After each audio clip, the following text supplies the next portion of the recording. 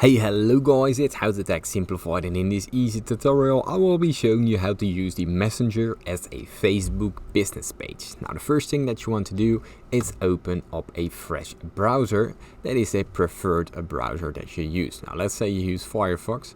Here we go to Facebook.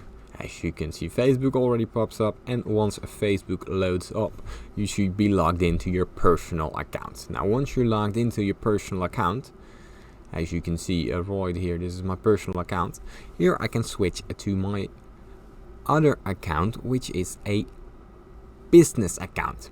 Now from here you need to make sure that all the accounts are logged in on your Facebook page. Now here you can go to the Messenger part, and as you can see, Meta Business Suite loads up.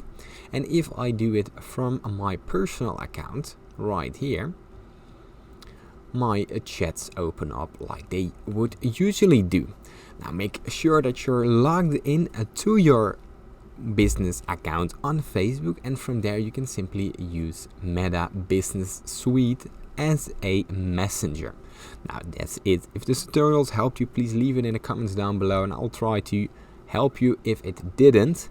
Thanks for watching. Leave a like and subscribe. Bye.